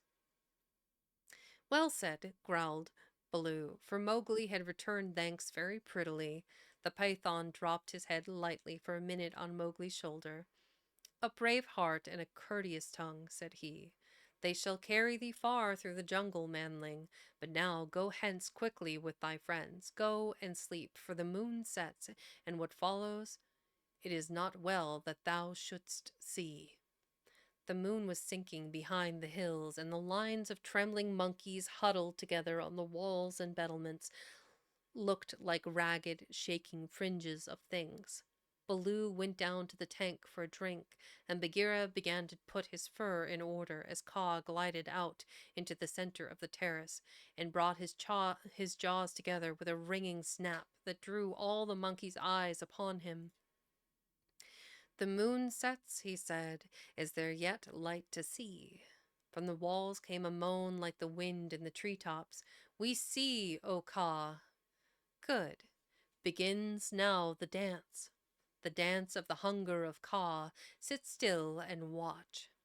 He turned twice or thrice in a big circle, weaving his head from right to left. Did I skip? I think I skipped a picture, actually. Um, I got into the thick of it. Into the thick of it. So here is a picture of Kaa, the reticulated python. As you can see, his scales are very shiny and shimmery because he's just shed fairly recently. Um, I don't know if they put the time in, if it was intentional or not, but this particular painting, it's kind of hard to see down here in the corner, but that is Maurice, not Edward, that did this painting. So watercolor, beautiful background, very soft and hazy as only watercolor can be, but the attention to all of the scales, the texture, the shadows, and everything, it's an impeccable piece of work. So I don't even know how many hours this took in 1903, but it was definitely took took some time. But yeah, so Ka, the python, and there we go. At least one snooze. I need 5 more pages. Okay.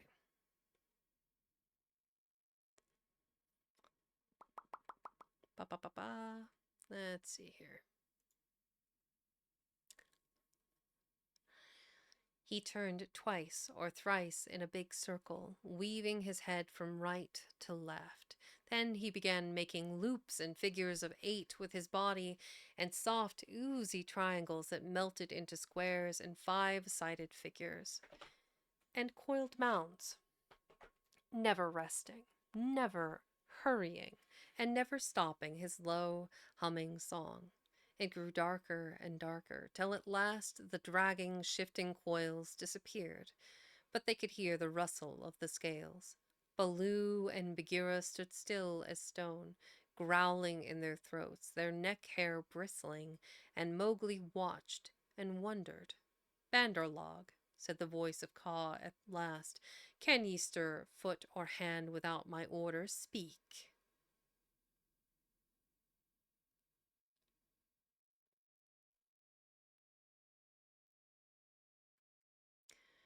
I had to see how it works, went back through my VOD, and there was nothing, so I think it's individual to the user.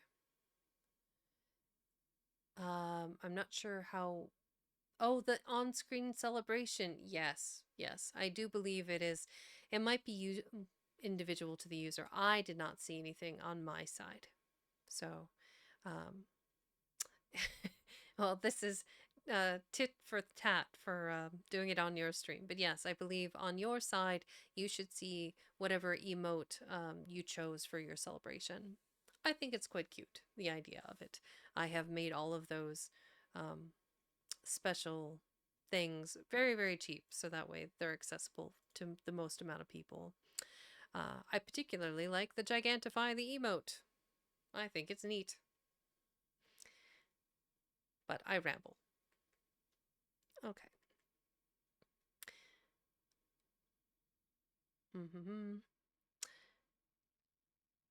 And coiled mounds never resting, never hurrying, and never stopping his low humming song.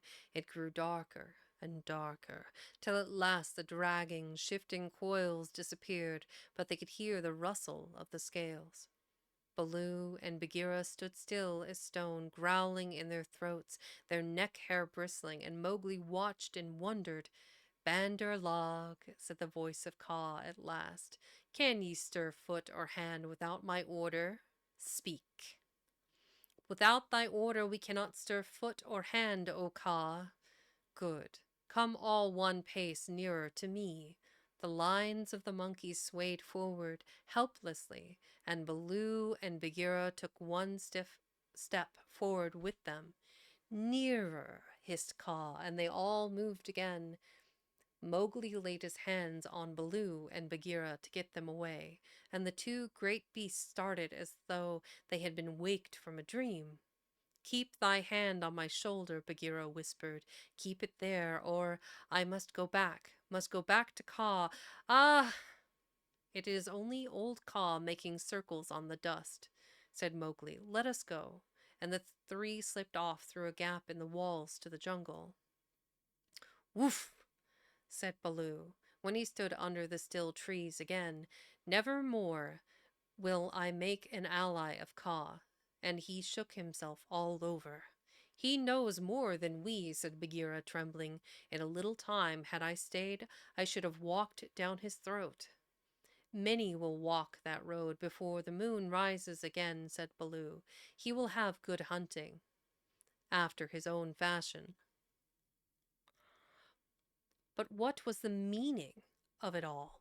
Said Mowgli, who did not know anything of a python's powers of fascination.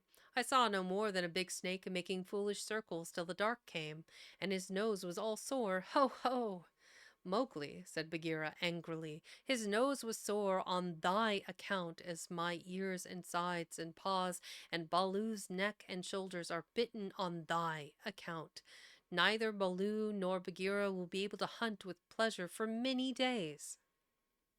It is nothing, said Baloo. We have the man cub again.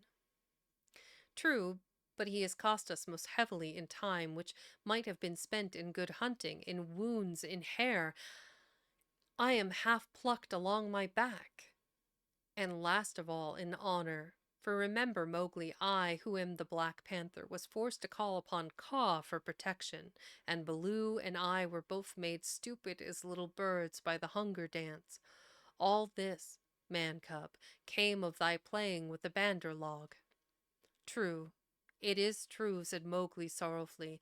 I am an evil man cub, and my stomach is sad in me. Humph!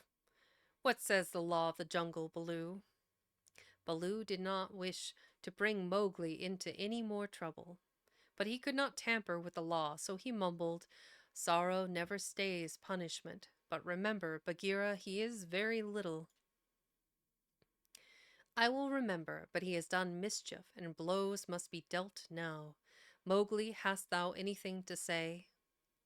Nothing. I did wrong, Baloo, and thou art wounded. It is just.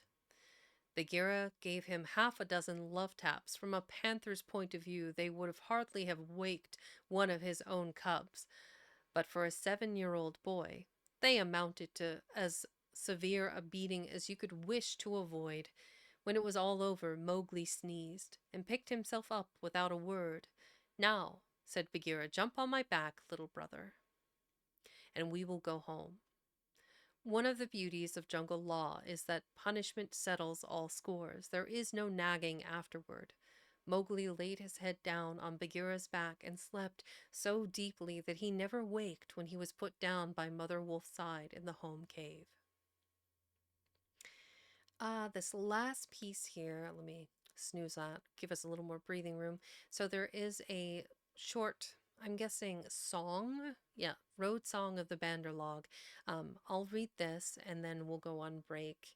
Um, I am definitely feeling it today. My voice is a little bit rougher than it needs to be. Um, I shall decide on my quick break if I shall continue as my throat is quite sore, or if I will go ahead and put it up for today and take it easy. But in the meantime, let me take a few sips here so I can read this poem. Song? Song.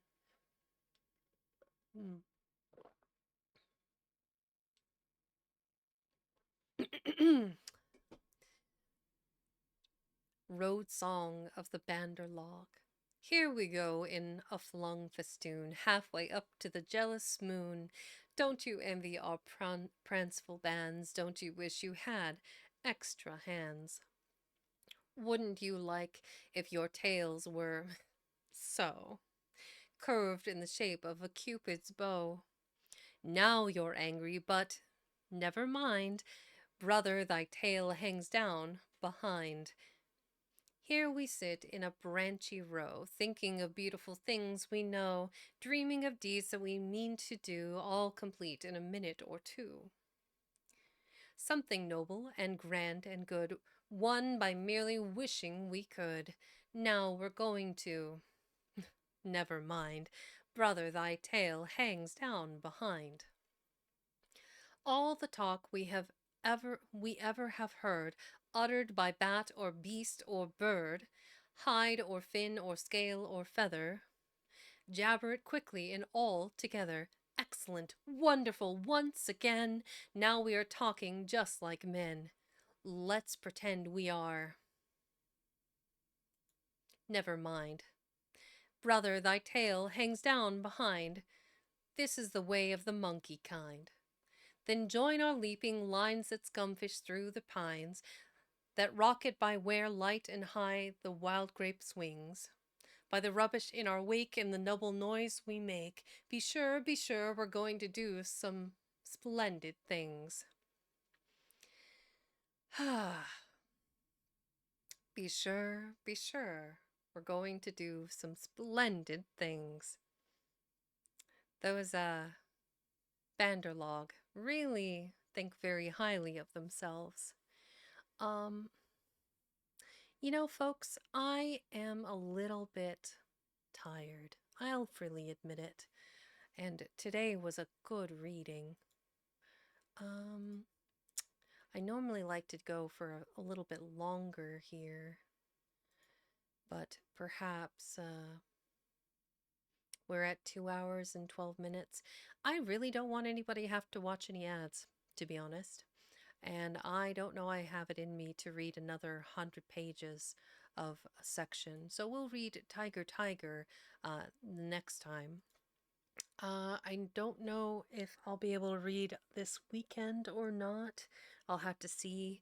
Things have been very chaotic and busy with work and life.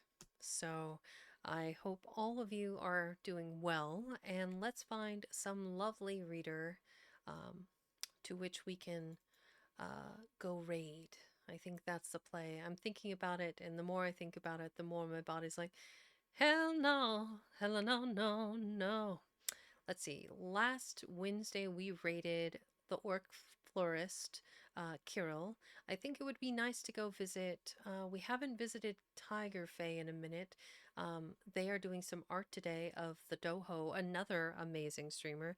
Let's go visit Tiger Fae. And then if I can go ahead and read this weekend, and Neff is streaming, I'd like to go raid him next week. So let's go visit Tiger Fae. So gird your loins, guys, gals, and non-binary pals. Thank you for listening. And if this is your first time checking out my content, welcome to the library. And I hope you enjoyed the story. And we'll see you next time. Let's see. Okay. The new, quick actions content is a little bit interesting, I find. Um, Search by filter, hook or crook. Actually, is there anybody else in the... Am I reading? Am I in the reading category? I feel like I am, but I might not be. Reading fun. Ba-da-da-da.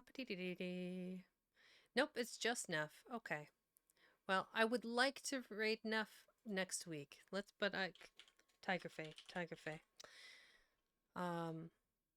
Who is arguably one of the best artists. I love their content.